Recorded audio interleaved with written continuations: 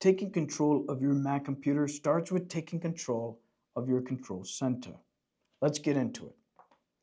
On the Mac desktop on the upper right hand side, you will find an icon that will look like this. And if you don't see this icon, that means your computer needs an update. And I would encourage you to reach out to your building IT for support. Upon selecting this icon, you'll find numerous features that you can turn on or off. For example, I can simply turn off the Wi-Fi or turn it back on. Blue means it's turned on and white means it's turned off. Or you can select the Wi-Fi and see more features within that category. You can do so with the Bluetooth. You can simply turn it off and then turn it back on, or click on the arrow and see different Bluetooth devices. Control Center is a easy access. It allows you to access common features quickly. You can find these very same features by simply going to the Apple icon, scrolling down to System Settings,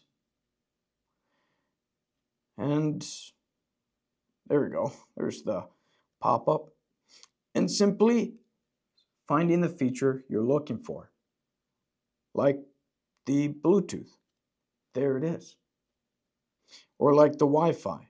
But Control Center is faster, quicker, and better than just simply searching the system settings. But Control Center doesn't have everything, so you still need to know how to access system settings. So now you know that you can turn off and turn on. You can simply select the category and you'll find more additional settings within them. But did you know you can simply select and drag them up to your menu bar for even faster access? You can do this to any settings on the Control Center. Let's do it with the Bluetooth settings. All I have to do is select it and then drag it up to my menu bar. And just like Control Center, if I select it, I find those additional features. If I go straight to Bluetooth, there they are as well. So even just much faster way of accessing features that you as a teacher or student use a lot. So most commonly when I help set up laptops for teachers and students, I always put Wi-Fi, Bluetooth, and AirDrop up there, as well as screen mirroring. Screen mirroring is the feature where you will connect to Apple TV or wireless displays. I also enable sound, and you might be confused. Why sound? We have keyboard shortcuts. Well, as a keyboard shortcuts, turning up may be too loud or turning down may be too quiet. The sound feature allows you to get precise level of sound wherever you want it. Control Center has many features, but I also want to show you another way you can put these up as well, and that is, of course, going to the Apple and selecting System Settings. Let's zoom into this pop-up here.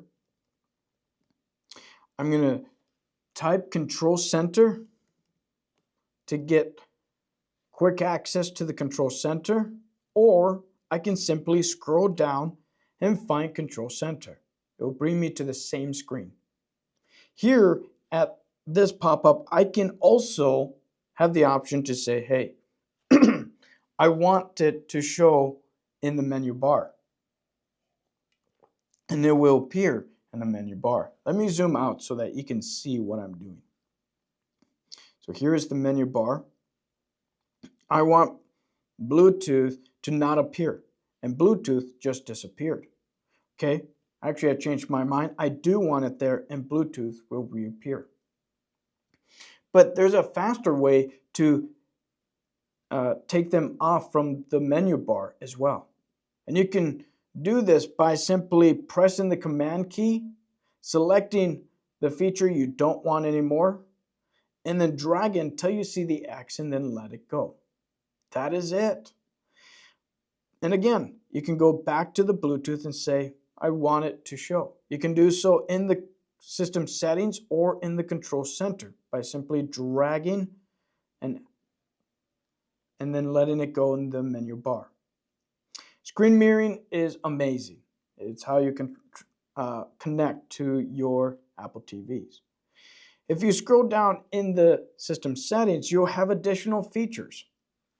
Features like I want, Barry to not just be in my menu bar, but I also want it to appear in my control center.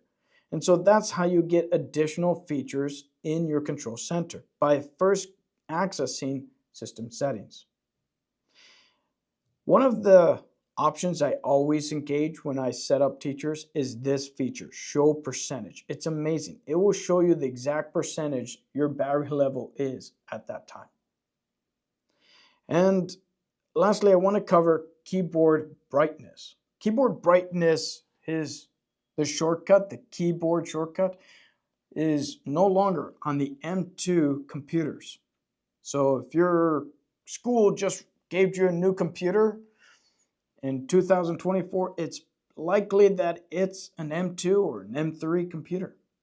And both of those computers no longer have the brightness keyboard shortcuts, keys on the keyboard. So you may want to engage that into your menu bar or have it in your control center.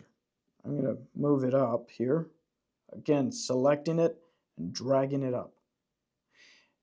I want to let you also know, by turning keyboard brightness or lowering it down will save your battery a lot. Having it always on and having it up at the brightest level will decrease your battery level. That is Control Center.